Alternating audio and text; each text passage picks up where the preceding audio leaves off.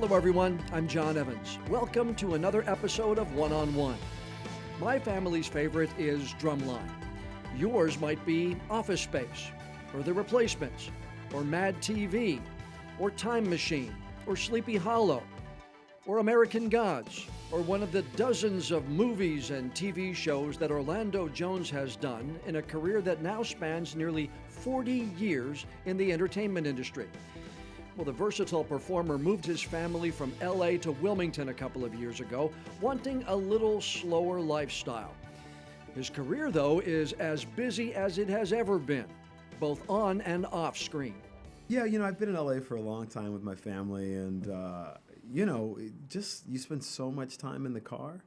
And, quality of life, I think, is always really important when you're spending 4 or 5 hours a day, or that's exaggeration. I was probably spending 2.5 hours a day, but it's still a lot to be in the car. So I think that element was sort of key. And, my wife and I were just talking about how, it might be more fun to sort of be in a slower environment as we raise our kids and those elements. And frankly, we travel so much. We tend to go together as a family when I go somewhere for an extended period of time. Mm-hmm. So for a home base, this felt like a good place to be.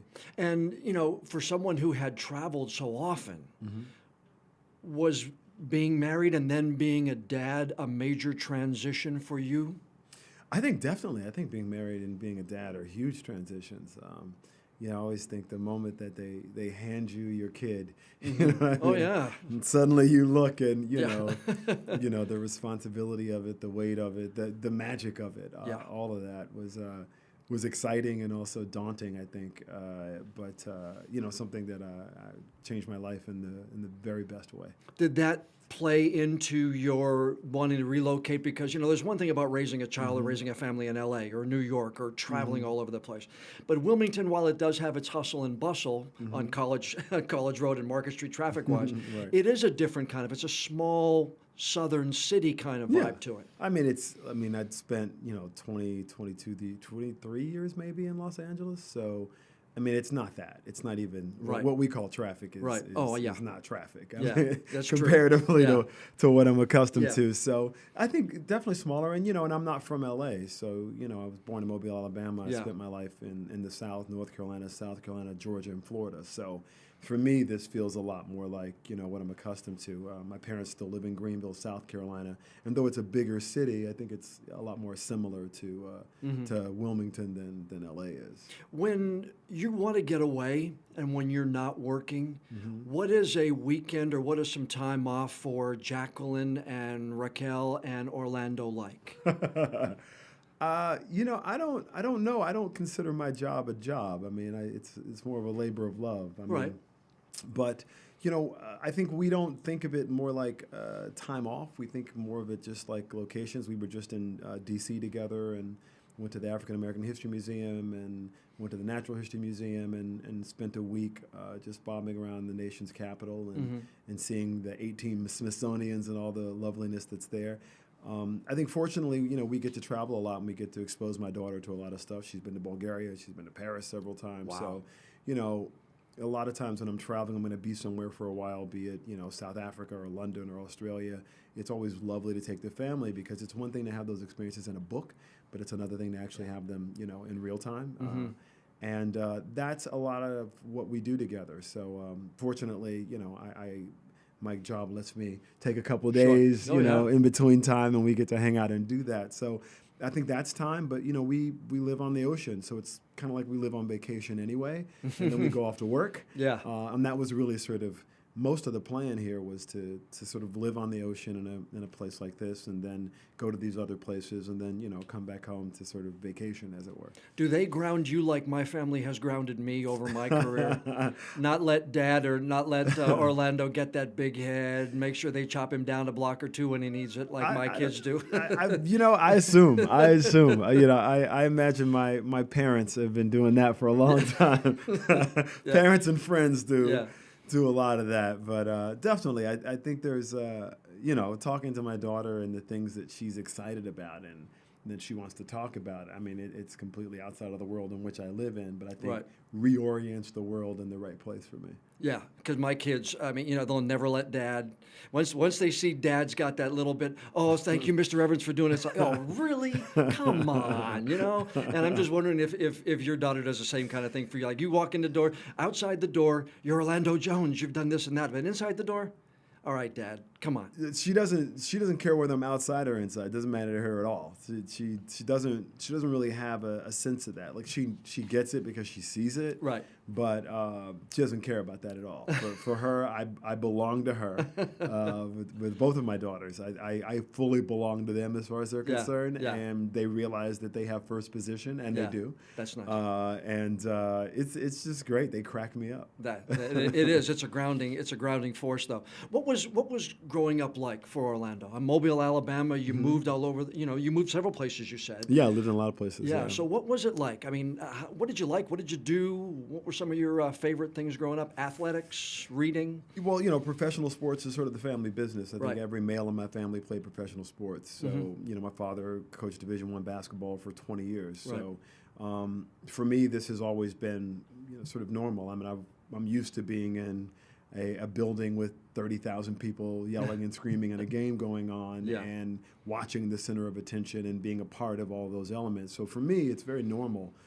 Frankly, and that was kind of what life was like, traveling with my dad and my mom, and be it on a recruiting trip or whatnot. And my mom, worked at WFBC back when the old days when it was owned by Pulitzer, and then I think sold to Multimedia, and then I think Sinclair came in and bought up a lot of the station groups. So my mother wrote the program where the FCC used to approve your ability to broadcast. Yep. Thank you. Appreciate that. Not done so much these days. No, not anymore. Because the community involvement that used to be a part of local affiliates is no longer a part of how they govern them anymore. But I grew up as a part of that sort of ecosystem where community was a part of it, be it on the educational side, on the sports side, or on the broadcast side with my mom. So. That was really what it was like growing up. We traveled a lot. We were always a very close family unit, and spent a lot of time together. And I got to see a lot of the world because they were, had such big lives. So, when did performing enter the bloodline? I mean, when did you start to get that little nibble and desire to want to do that? I had a teacher. Her name was Gladys Robertson. She taught public speaking, and she was the only teacher I had that cursed. Oh, wow! She was awesome. What grade was this? And this was I got Gladys in 11th grade, I believe. Okay. And she was really the one that was like, you should maybe shift your focus from basketball, which is where my focus heavily was, basketball and really science. And you should think about, taking this seriously. And I didn't take it seriously at the time, but she pushed and called my parents, and she was very focused on the fact that what I should be doing was performing, and she was right. And I think she recognized it. And I think that's always key in somebody's life, to have somebody like that. So I attribute a lot of, my transition into being a performer and a writer and all that to really having my high school teacher, Gladys Robertson, who's at TL Hanna in Anderson, South Carolina now. There you go. But now, amazing lady. Did you ever get a chance to go back and talk to her or reach out to her? We definitely. I haven't caught up with her in a couple of years, but definitely every couple of years I'll reach out to her. She'll reach out to me. That's nice to have we'll those spend a couple connections. hours on the phone. Yeah, it's amazing. It's amazing. Yeah. And when was your first actual time performing and entertaining people? I know you did sports, and there's an entertainment value to that, which is the E in ESPN. But sure. But when do you remember getting up and comedy, or getting up and actually acting on stage or in a play or whatever? So the debate program in the Southeast is a very big program. I won the national championship in '85 in dramatic, humorous, and terp. So Gladys started me out performing then. So I was traveling all over the country performing at that time. I performed Dick Gregory's book Nigger in as prose, and then Theodore Seuss Geisel, Dr. Seuss's book, the Butter Battle book. I performed for humorous and dramatic and terp, and then I did Lincoln Douglas two-man debate. So those were pretty heavy. So those were my training ground, as it were. Wow. I didn't realize that you had gone that heavy so early. I mean, Oh, yeah, a lot of kids. definitely. I did Dracula in high school. I wasn't doing the kind of things you were doing in high school. So It's burned in your brain, though. I it still is. have that book in my brain. Yeah, but back then you read, perform, and you just soak it in, as opposed to now. Muscle memory is a lot different when you're older. It is. Well, it was called an upper torso event. So I would do 6 different characters at that time, and you perform the book. I mean, you kind of have it, but you know it, and you kind of do your intro and then launch into, on the last day of summer, 10 hours before fall, my grandfather took me out to the wall. For a while, he stood silent. Then finally he said, with a very sad shake of his very old head, "Well, as you know, on this side of the wall live the Ukes." And I would launch all the into way all through. those different characters. See, that's and awesome. Gladys was a huge part of making me learn that and making me understand the importance of craft, I think. First time you got a little butterfly? No, it's weird. I kind of think butterflies, to me anyway, is something that happens in the rehearsal process. It doesn't happen in the performance process. I kind of feel like in the performance process, when you start, like there's no room for that in the process. Interesting. It's either I'm playing characters at that point, so my focus is really about the character and what the physicality of that character is, what the voice of that character is, what the mannerisms of those characters are, and mostly what secret is that character hiding. Because I think, that's often what happens with people. They internalize or externalize their fears, and so that really was how I approached it. Again, I credit her for making me understand the importance of craft. She said something I'll never forget. She goes, "Look, there's been 45s and there's been cassette tapes and there's been CDs, and the medium of how we do things changes all the time. Podcasts, Sure. VR, whatever it Yeah. is. But the craft of what you do remains the same." So she used to say, Eric Clapton has played the guitar on all these different mediums, and every time you hear it, it affects you. But him playing the guitar remains the same. The medium changes. And Yeah. so she really taught me to focus on the doing of the thing and how important it is to focus when you're doing it. And look at how it's changed just since you've been in the business. From Oh, yeah. the 80s and television, and then cable, and then satellite, and then Absolutely. digital, and all the way through now. True. It's changed. We're on different delivery systems, but doing the same thing we were 30 or 40 years ago. Absolutely. You're still telling stories, Yeah. ultimately. Yeah. And the length of the story, be it 3 minutes, a half hour, an hour, 72 minutes plus, which is Yeah. a film, it's still storytelling, and how accurately you tell the story and how much you can draw the viewer in and how much the viewer can see their own lives is still the job. Who took the biggest chance on you? Was it Different World? Was it Mad TV? What was the biggest chance somebody took on you early on? I wonder. I would like to think maybe it was a different world because I was a teenager at the time. I had an ad agency here in the Southeast that I was running, and then I moved on. And to that's a Different great World. story in its own right. It's a crazy story. Yeah. Crazy story. Where did that come from? I had God rest his soul, there was a lawyer at the time, became a judge. His name was Adam Fisher Jr. And Adam Fisher Jr. really wanted me to be an attorney. He was, used to have me do paralegal work when I was 17 years old. Great guy, amazing guy. And I think for me, Adam really impressed upon me that it was important to take big shots, big leaps at things.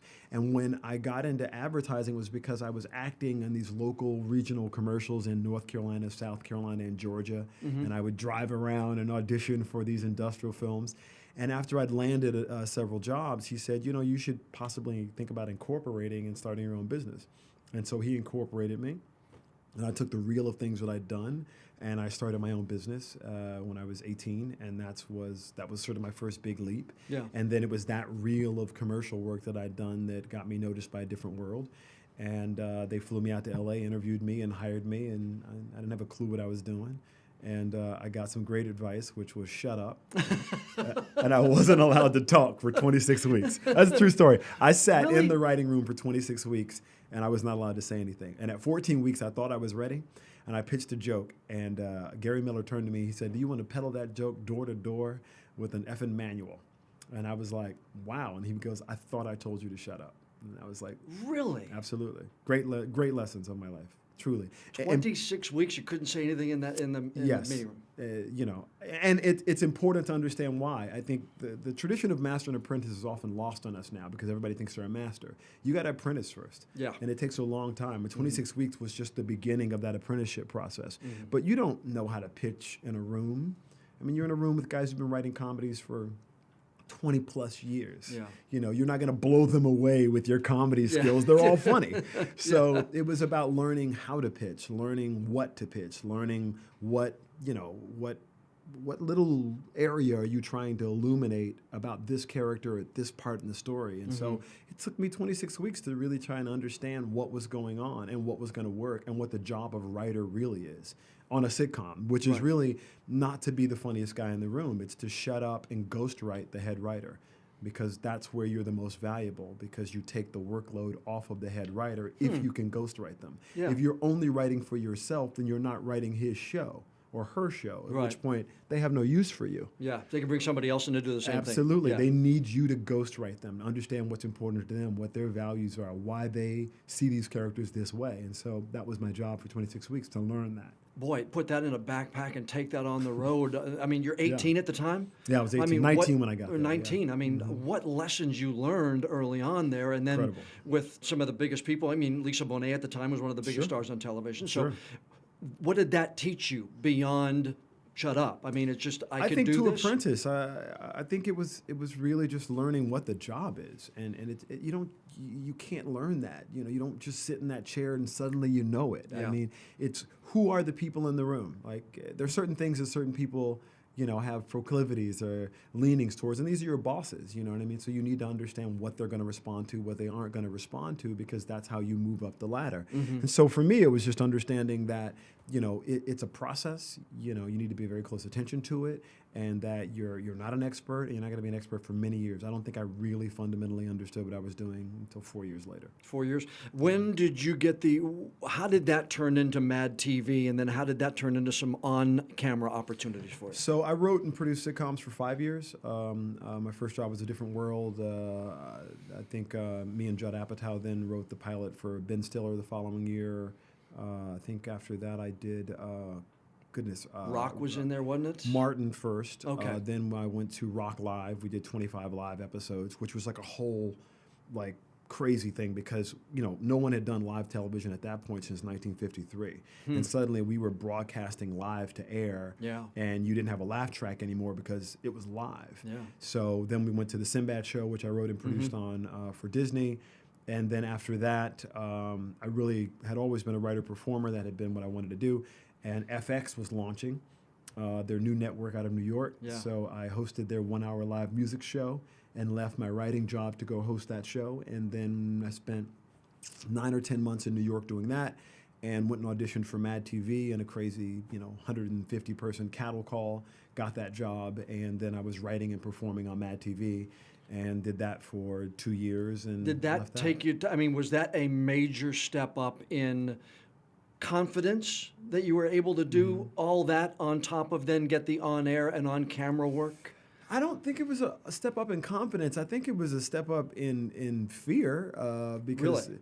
Yeah, because when you're writing sitcoms, there's a lot of note giving, but you're watching other people and you're writing to their voice. Okay. Suddenly, I had to figure out how to write from my own voice and then write for somebody else's voice. Previously, I've been writing for other people's voices. Right.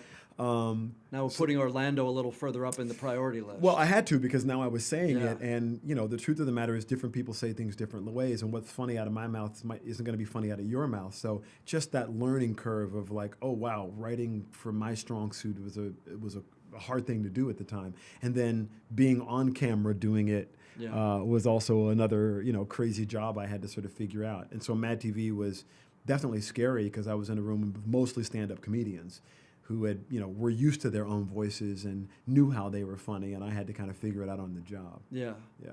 Was that, who did you like performing with on that broadcast?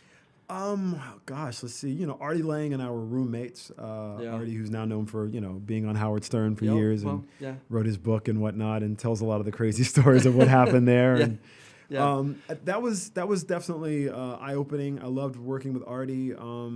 Let's see, David Herman, I think, is brilliant comedian and also just performer. Gosh, let's see. Deborah Wilson was amazing. I mean, the original 8 cast members were pretty incredible, talented people. So I kind of liked working with everybody. But I had a special thing for Artie and Deborah and Phil Lamar, who's incredibly talented. But I learned a lot from those guys, and they had been sort of consummate groundling or stand-up performers, and they kind of, helped me understand what I needed to be doing. Yeah, as you started to move into more than of the film work and of the TV work, is there one that stands out that you're particularly proud of over and above the rest? I mean, I do stories, and I've done stories, and people say, man, I really thought that story was great, and I didn't give it as much as maybe I gave another in my own personal mind. What stands out as you started to get into some of these films and television shows at that point in time?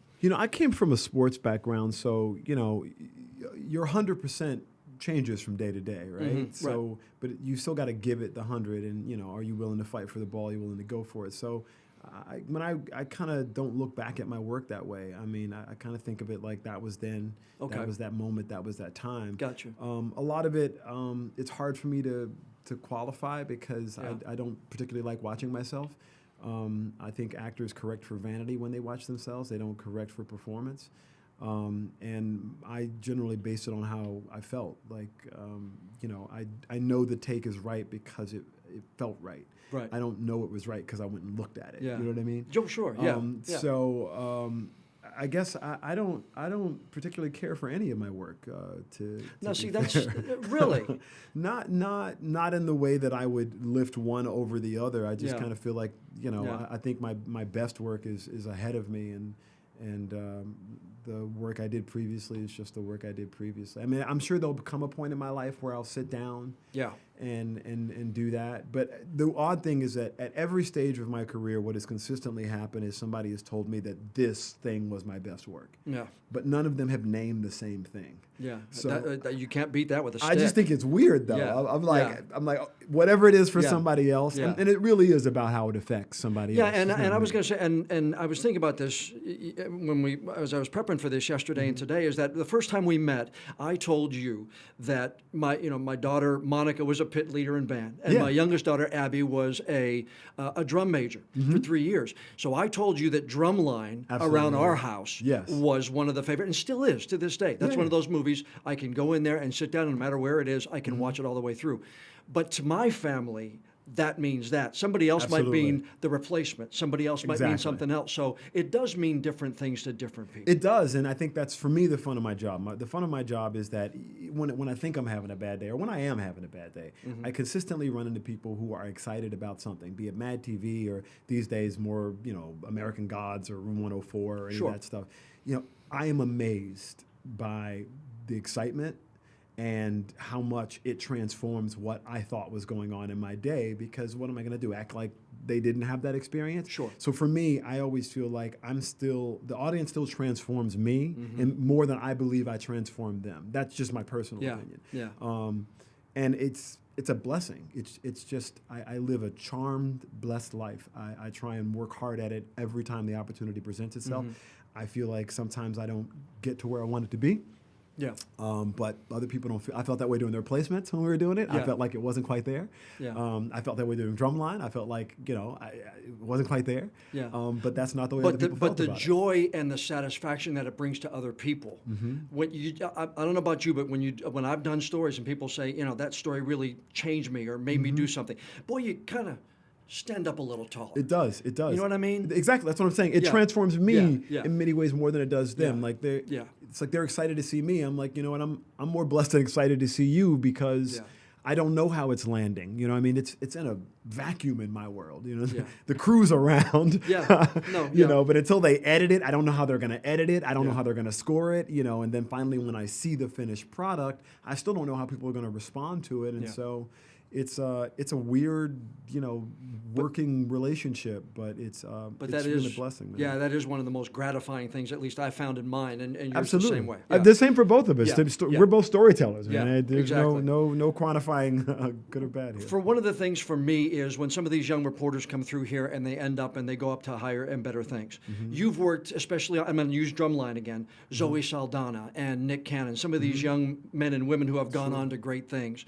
You must remember fond times when they were just starting out and being able to kind of help them. And it's nice to see them, I would think, go on and succeed. It's wonderful. I mean, it's what you hope for, right? I mean, at least for me, I'm never rooting against anybody. Right. So it's couldn't be prouder of Zoe and Nick. I mean, I remember vividly, them freaking out or not knowing what to do, and just being able to say like, hey, calm down, don't take this so seriously. You're going to give another shot at this. They're just going to say cut and do it again. So right.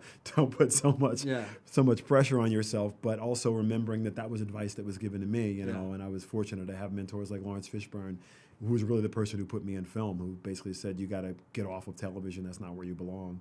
You really belong in film. And, when did that conversation happen? I'd written a play for Naked Angels Theater Group years ago, and one of the founders of that group and I were driving across country from L.A. to New York, and we stopped in Chicago because he was friends with Lawrence, and Lawrence was shooting Hoodlum at the time.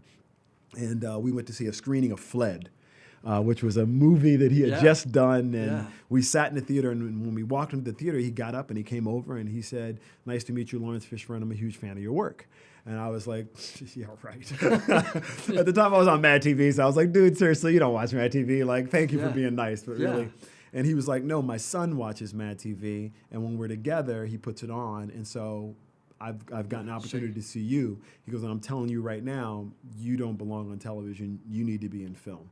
And you should probably move away from doing comedies. You're very, very good at it, but your dramatic skills are really impressive. And I was like, I'm sorry, what? I'm sorry, I just came in the theater like, are you sure you're Lawrence Fishburne? Is this like, I really did. I was like completely thrown by it. And can I get my iPhone out? Will you say that again, please? Yeah, it was very bizarre, right? And, really. he really, brought me into a community and a group of sort of really, and introduced me to, Sidney Poitier and people like that. And, and they sort of became my group of mentors. And, and they were very instrumental in sort of saying, you're gifted at comedy, but you should really consider your dramatic work and move in that direction. And, I haven't done a comedy now in 10, 12 years. How do you continue to learn? Because not everything is successful. Not everything goes for 10, 15 seasons like MASH or whatever it is. So what do you take away from things that maybe didn't meet up to your expectations? Some of the shows that you've been on, some of the films that you thought were going to be great and didn't do well. It's hard for me to quantify it that way. I really feel like my job isn't all of that, right? Whether something got marketed properly or worked, like I look at Office Space as a great example of a movie that totally bombed, and now people consider it a classic, which is hysterical to me. I'm like, really, nobody went to see that movie. Yeah. And the replacements did okay at the box office, but the run it's had post its film is, it's always on. And I've had about 7 or 8 movies that are just always on that are now people go, oh, it's a classic. And I'm like, really? Yeah. Because that's not the way you sold magazine sales in Office Space. Exactly right. Yeah. Good evening, sir. My name is Steve. I come from a rough area. I used to be addicted to crack, and now I'm off and trying to stay clean.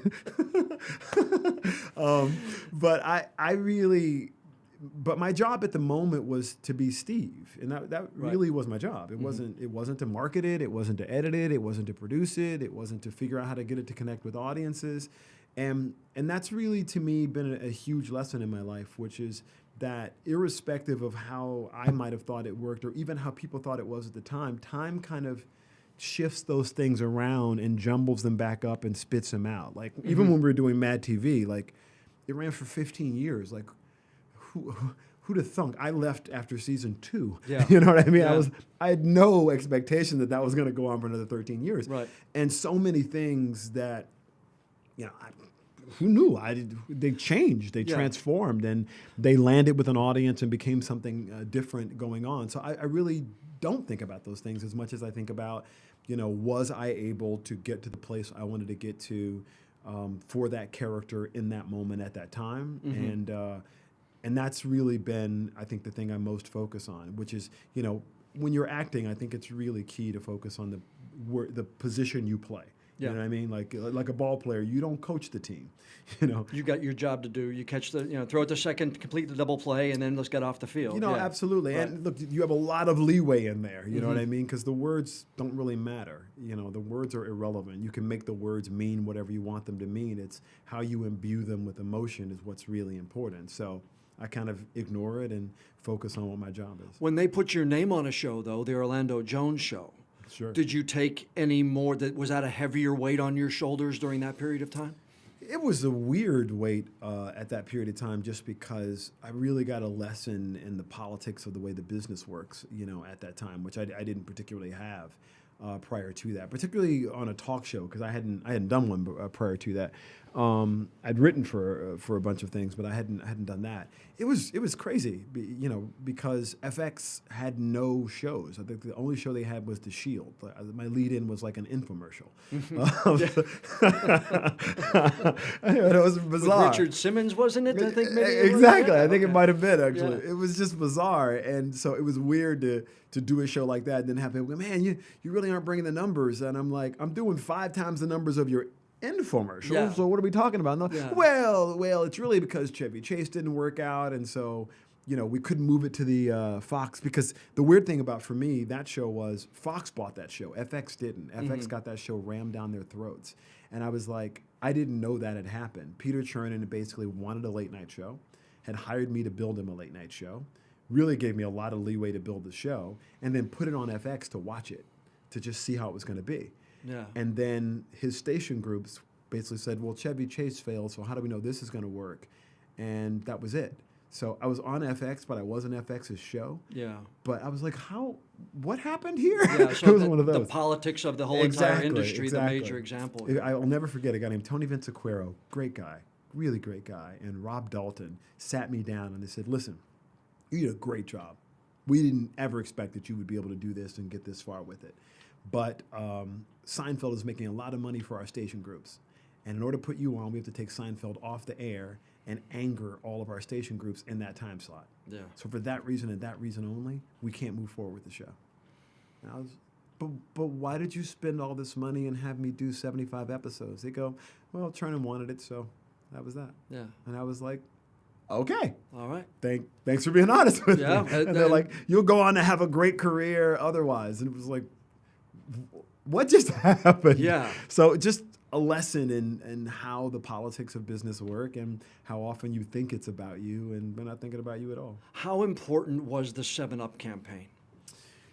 Do you get, number one, do you get tired of talking about it? No. But how important was it? Because I've seen interviews where you talk about a young African-American man being the spokesperson for 2.5 years. The importance of that. At that time, it was a big deal. Yes. Because the only way, a young African-American kid would have gotten that type of job, soda, tennis shoes, where you had to be a professional athlete right. by and large, yeah. Or you had to be, a superstar, whatever that was. And there, frankly, weren't that many at that time. Mm-hmm. So it was a really big deal. It was a bigger deal that they let me write it. And that was sort of my, creative, impetus, I guess, for lack of the wrong word, but the one I'm going to use right now, right. Impetus. Right. Sounds good to me. But yeah, at the time it was a really big deal, and for me that was really Young and Rubicam, who kind of had the faith to let me be a part of that, and actually the president of 7-Up, never forget, it was a Southerner, a guy named John. Yeah. He was so funny. He made me laugh. He said, sit down here with these fellas, and they pitched me all these ideas, and I play golf with my golfing buddies. He goes, and they look at me like I got 4 heads. He goes, I tell them the stuff you and I be talking about, and they just laugh and laugh. I'm going to go with you on this one, and I'm going to try this make 7-Up yours thing. And that, it was really him that let me do it. They kind of pushed me through, and, they did the big ad buy on it, and it blew up. And at that time, I had no expectation that was going to happen. It just was one of those things. So it was really a big deal at that time. And, looking back at it now, I think it ran for exactly 1 year in 2000, I think it was. Mm-hmm. So looking back, now 18 years, now that's not weird anymore. Now right, yeah. And it was also very strange because at the time, actors weren't doing character-driven campaigns. At the time, actors were by and large playing themselves, doing a brand endorsement, mm-hmm. which is still pretty much what they're doing. Yeah. So to do a character-driven campaign, because I wasn't playing myself. Mm-hmm. In fact, the character's name was Sven, S-V-E-E-N. Mm-hmm. And I was like, can I just call myself the guy who makes 7-Up? I was like, I want something generic. So the premise for me was that I was like the CEO of 7-Up's son, and he had given me the opportunity to do these campaigns, and my campaign sucked and everything was going wrong. but he was such an idiot. He couldn't even notice when it was going wrong. So he was like, up yours. And people were like, you jackass. And he was like, thank you so much. Like, he did not get it at all. So you immersed yourself in absolutely. in the availability or the opportunity to be just totally didn't know what was going on. Yeah, you know what it was? To be brutally honest with you, I'm a huge Peter Sellers fan. Peter Sellers was one of my favorite ever, and I loved Clouseau, and I loved Dr. Strangelove, and I wanted to do a character that felt to me like Sellers, who just didn't get it. And the joke that I'll tell you what I pitched them on the day. I'll never forget this. I was sitting in this room with all the heads of 7-Up, and they were like, so, we're going to let you write this campaign, and what are you thinking? And I was like, I want to tell you this joke that makes me laugh really hard. And it was literally Inspector Peter Sellers. It's a Pink Panther joke. Okay. And there's a dog in the room, and he walks in. He says, excuse me, does your dog bat?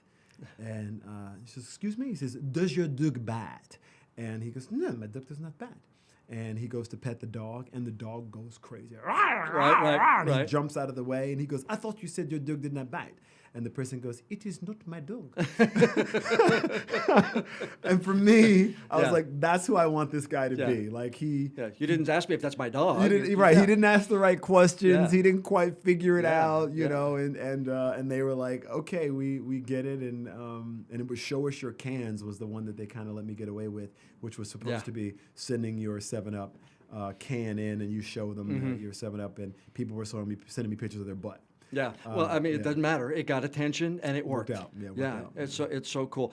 I could go through every one of your appearances here, but I don't have that much space on the podcast. You don't want to do that. I want to go to, though, coming to Wilmington. Sure. In Sleepy Hollow. What drew you to that? And I may have asked you this before, but what drew you to that opportunity and coming to this city? Had you ever been here before you came to Wilmington for Sleepy Hollow? The first time I came here was, I think, in the late 90s. We did a film here called Waterproof.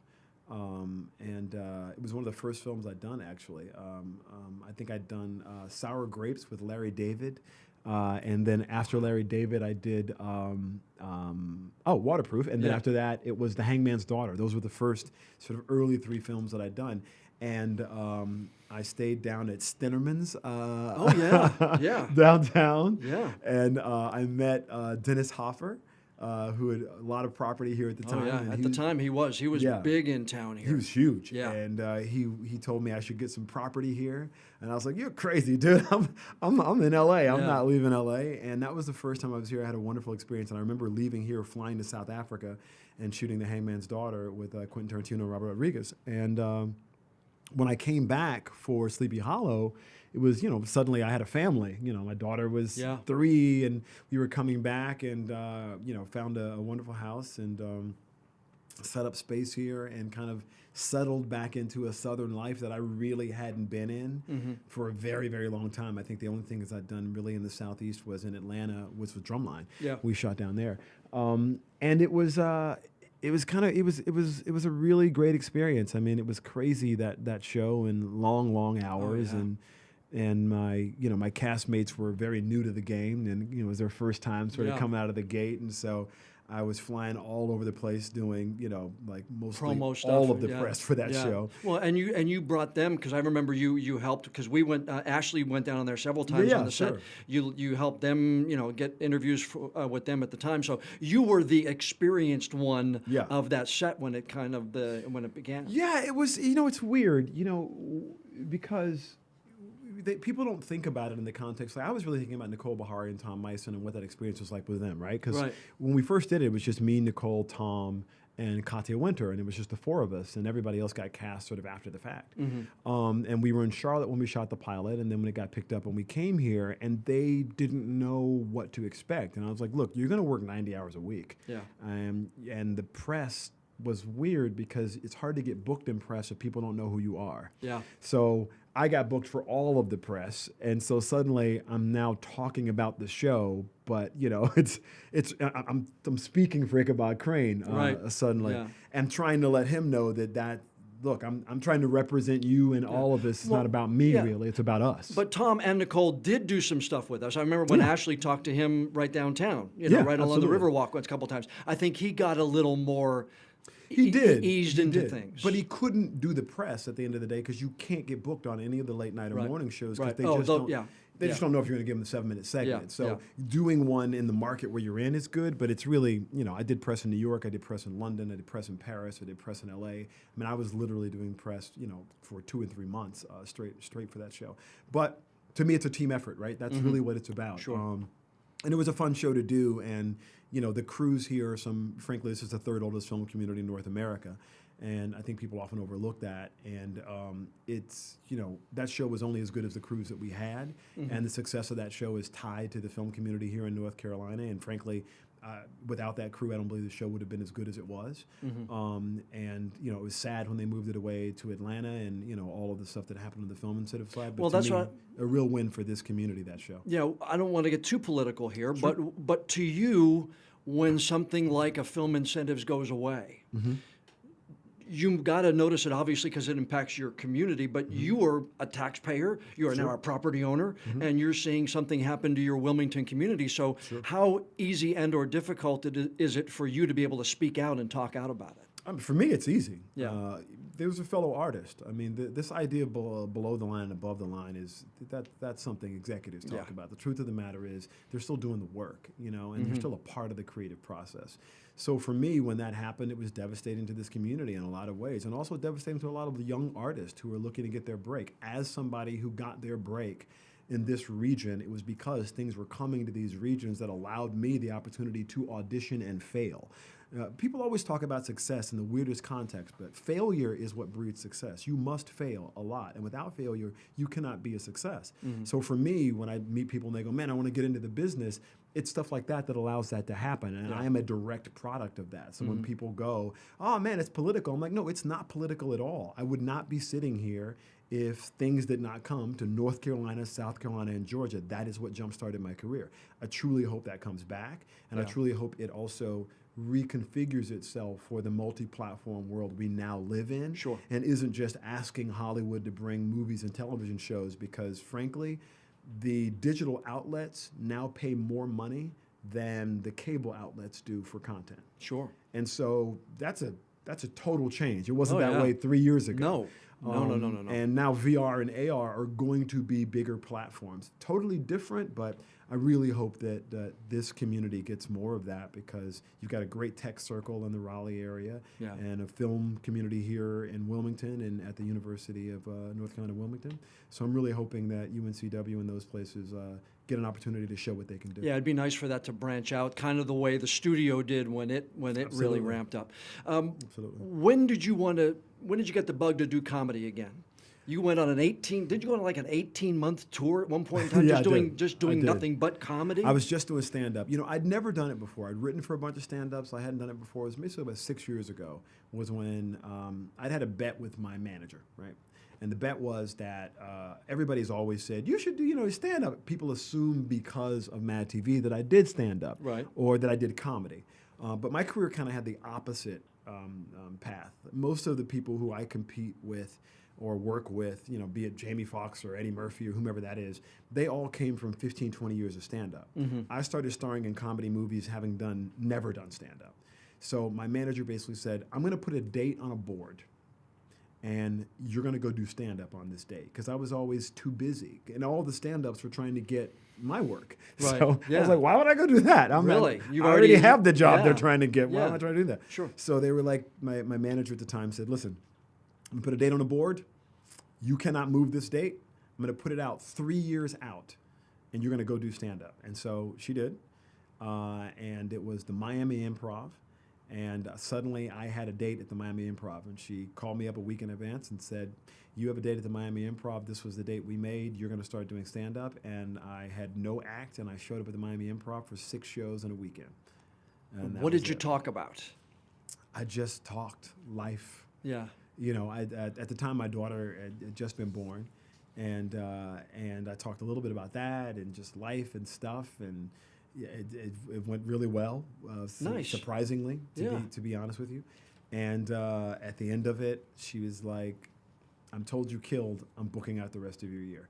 And so I went and did 18 months of stand-up. And then after having an amazing time doing it, I got a call from a friend of mine who was producing a film and was like, I'm told you're on a stand-up tour, but I need you to come do this movie. And I was like, what's the movie? And sent it over, and that pulled me off the tour. And I literally got back in 2016. I did my Comedy Central special in South Africa, and since then I've been hosting a bunch of stuff here and there. You've done stuff here in town, several events for fundraisers and stuff like that. Exactly. So, Generally, they raise money for Make-A-Wish or Dreams of Wilmington, and try and I love doing things to sort of support the community that you live in. And that's what I was going to ask you. How important is it for you? And I think I asked you this when we did the Make-A-Wish thing a couple of weeks ago. How important is it for you to be an integral part in this community? I mean, it's one thing for somebody, well, he lives in Wilmington, but we never see him. Right. But you're doing Make-A-Wish, you're doing Dreams, you're doing some of these other things, and those are things that people who love the community get involved in. Well, I mean, if you're not a part of your community as an artist, I don't know. That always seems strange to me. I mean, I've done so many things on the national and international level, but it doesn't have the same impact, right? It's they use your name, or you show up, or you do something, and people say, "Oh, it's great," but you never get to see the parents. You never get to, see the people whose lives you're affecting. And so, for me, if I'm going to be an artist in the community, I wanted to, be a part of the community. And I know lots of people have lived here over the years, and lots of people still have homes here and live here over the years. And different people do it different ways. But to me, if I'm going to be in this community, I wanted to do things that actually, hopefully, are a positive impact on the community. And I've been fortunate that people have allowed me to do that. So, I feel like it's really kind of a blessing that they allow me to be a part of it, because they could say no. Right. No, and when somebody asks me to do something, last line is thank you for the invitation. Yeah, exactly. Thank you for the opportunity, because I have to earn an invitation in everybody's homes every night. That's right. And the same thing for you. Absolutely. You've got to make them want to get up. Put on that, pay the ticket for the movie. That's right. Dial up whatever it is. That's right. And I just appreciate the invitation. It's about that. I mean, and I guess also because my mom, worked at an affiliate like this, I don't see it as, it's the small time affiliate, who cares, I see it as, no, those people get up every day and try and report the news and stay engaged in their community. And the least I can do is also be engaged in that. Otherwise, I'm just a disingenuous member of the community. When did you get so involved in fandom and Comic-Con and all these? Boy, I mean, if there's a con, you're usually there. I'm there. I love it. Do you really? I do. And what is it? Just the level of the love for comics or whatever the case may be that draws you there? So when I got Mad TV, I was a Mad Magazine fan. Huge love Mad Magazine. Fan. Right. So I grew up doing the same thing. Yeah, it was amazing. Alfred E. Newman. Love it. Spy versus Spy. Everything. Spy versus Spy. The whole deal. What me worry, right? Yep. So I was a kid, and suddenly I was on a show wrapped around a magazine that was a huge part of my life. And I met Sergio Aragonés. Oh. And he signed this Mad TV thing for me, which was like, whoa, blew my mind. And he invited me to Comic-Con. And at the time, I think it was 90, Mad TV might have been 95. 95, yeah. Beginning of it. So I drove down there to San Diego, and you could park across the street. All right? And it took me into art. The very beginnings of Comic-Con. Right, in the early days. Yeah. And I went to Artist Alley, and he introduced me to a bunch of other comic book artists. And that's how I got into the community. And then over the years, whenever I had a second, I would go back. Yeah. And it evolved. And I felt a connection to a community of people that people thought were weirdos, right? And they kind of operate like a disenfranchised group, right? And people brought their kids, but, no violence ever really happened. Like the only thing that's literally, I believe, ever happened at Comic-Con that was violent is somebody had a pin and they accidentally got pushed by somebody else and they stabbed somebody. Like, it was very different. Ink poisoning, yeah. That's right, exactly. The worst thing. Exactly. You poisoned the suspect with a ballpoint pen. Ridiculous. So I fell into the community then. Yeah. And I kind of stayed engaged over the years. And when I was doing things like Time Machine, and Evolution in the early days, nobody took us to Comic-Con. Like the studio didn't care. And suddenly when I was doing Sleepy Hollow, we were going back to Comic-Con, and very much like you and I discussed, Alex Kurtzman and Bob Orsi were like, listen, we know you know this audience. We want you to kind of, lead us through Comic-Con. And I got an opportunity to re-engage, but then also I could live tweet the show. Yeah. And so that really wasn't happening. Even when we were doing it in 2013, it was very new. Yeah. And you've been engaged on social media heavily since then. Yeah. And it recognizing that it filled a need. Yeah, recognizing that I could, for the first time, do what I did in theater. Which was be engaged with the audience in real time. And in theater, they're in front of you, so you can really feel what's going on.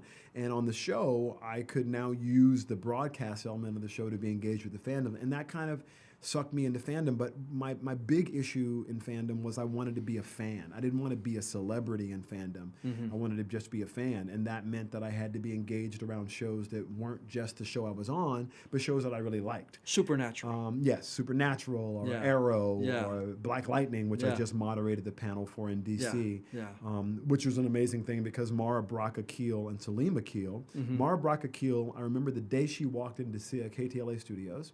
She was an intern. Really? She used to get us lunch. Wow. And she wanted to be a writer. And now she and her husband run Black Lightning, the big show that's now on CW. Yeah, that's awesome. And it is getting tons of ad time and tons of press. It's amazing. It's really, I loved Black Lightning. I loved that character when I was coming up. And to meet a young woman and now her husband Salim, and for them to be running that show was just, that's a huge deal. That's one of the stories nobody talks about, right? Yeah. So, here's this woman who started off as an intern who's now running a show. Like, it's literally an African-American family is writing a show on network television about an African-American family. Yeah. In 1995, that was a pipe dream. In 2018, that came true. Yeah. So that's a big deal. And being involved in fandom and to tell those stories and engage with those people, for me, is kind of a dream come true. I saw a video. Did you actually get ordained? I did. To do weddings? I did. Universal Life Church. Yeah. I'm doing it again on Valentine's Day with Sci-Fi. Are you really? Yes. I thought that was one of the... I watched that video, and boy, you changed a lot of lives that day out at Comic-Con. It's beautiful, man. Look, the reason Comic-Con is special is because you see a character or, in a game, a movie, a comic book, whatever, and you fall in love with them, right? And then you meet your friends who share your interest or your ideas, and then suddenly you love, right? You love the character, you meet somebody else who you really like, you fall in love. To me, marrying people at Comic-Con is really kind of what Comic-Con's about. Like, it's not about pushing your show, it's not about marketing, it's about celebrating what Comic-Con's about, right? Which is love of this genre, of this stuff. Yeah. And so I pitched that to the great folks over at Sci-Fi. And they were like, we love this idea. We're going to fully support it. And now I'm going to marry people. Actually, this Valentine's Day, I'm flying to New York. I'll be marrying people live on Facebook and Instagram again. That's awesome. With Sci-Fi, building me another chapel with fresh cakes and rings. And it's going to be amazing. I'm that excited. video to see them, because you see all ages, all shapes and sizes. Everybody, and that one thing draws them together. Absolutely.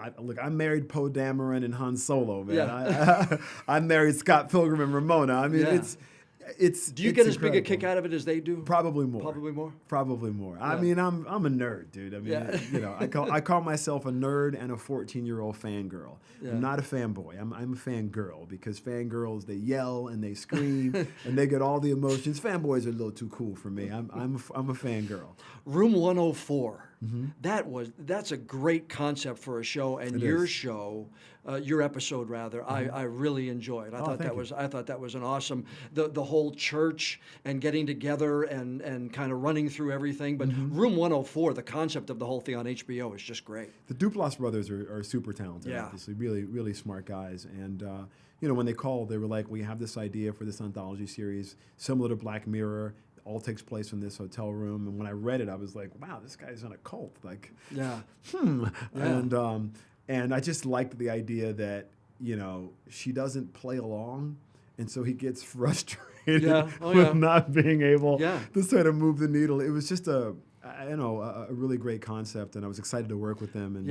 But to peek into that room and what happens in that room, because the different stories go into hotel rooms across the world every day. Every day. And just to tell that one room story, it's a great concept. It really, truly is. It's amazing. I'm looking forward to the second season and just being a part of it. and as a fan now, and getting a chance to watch and what it. about Gods? Do you like that as much? That just got renewed, and that's coming up for another season, right? Yeah, we start shooting, I think in April, May, we're looking at right now. American Gods is incredible. I'm a Neil Gaiman fan. I always have been. I loved the book when I first read it. Yeah. Anansi is a character that has been with me my entire life, the spider god. It's one of those characters that survived the Middle Passage coming from Africa to the United States. It's really a part of all different facets of African American and Canadian and black culture. So to play, the master of stories, the spider god was kind of a big deal. And excited to play Mr. Nancy, and wish I could have done more with him in season 1, but I was in Africa doing Madiba with me and Lawrence, actually. Yeah. Fishburne. So I could only do really 2 episodes in season 1, but I'll do all of them in season 2. So stay tuned. It's going to be it's a blast. And the kind of the neat thing is you've got the history part of that. But you also have got the outside part of it with the media and some of the others that are concepts in the world we live in. Absolutely. But it's kind of neat to see them be given those bodies and the actual beings in that universe. I mean, bringing that world to life Yeah. and how it does feel like he wrote it yesterday. Yeah. He wrote it 17 years ago. It's crazy. Yeah. It's an incredible concept. Yeah. I mean, what I love most about it is that the show is ultimately that you manifest what you believe, and if you believe it hard enough, then you can make it come to fruition. Yeah. And all of these characters have very different things that they believe, and that is what's led to the war that they're about to have between the old gods and the new gods. And I really also love the concept that people came here with their gods, with the things that they believed in. And, your children often don't agree with you. Yeah. Gee, there's a concept. And they worship a different god, Yeah. now their phone or their gaming device or what have you. And, no longer the gods that we might have worshipped. I remember It's bringing that all together is really a unique concept. and telling You the have stories. been so generous with almost an hour of your time today. Well, no, I thank you, man. could Appreciate it. I could go on. I've got 2 pages of notes here, but some of the things that I don't think people know about you, I wanted to talk about today. Okay. And some of those, giving us a little bit of insight into your stumbles and your learning along the way has been an absolute blast. It is really cool to have you as part of the Wilmington community. Oh, thank you, John. Thank you. Listen, you've been incredibly welcoming. Thank you for having me. I mean, it's been a great journey, and I'm excited to continue down this road. And we look for a season 2 of Gods, and Yes, we sir. look for you to get back in that hotel room again, and we'll see you later on in 2018. Thank you, Definitely, man. I Thank you, appreciate John. it. Thank you. Thanks. Again, thanks to Orlando Jones for sparing some time today for the podcast. Watch for Orlando in season 2 of American Gods coming up later this year on Stars. And keep track of all of Orlando's appearances, and there are a lot of them. Just go to orlandojones.com. Coming up next week, Wilmington is 279 years old, and in that history, no one has served as mayor for longer than Bill Sappho.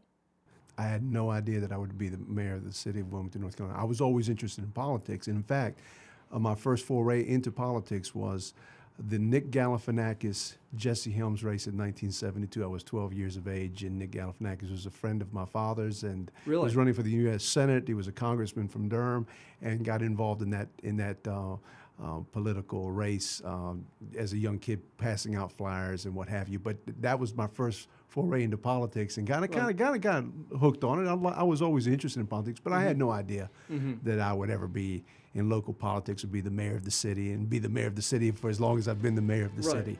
That's Wilmington Mayor Bill Sappho next week, right here on the podcast.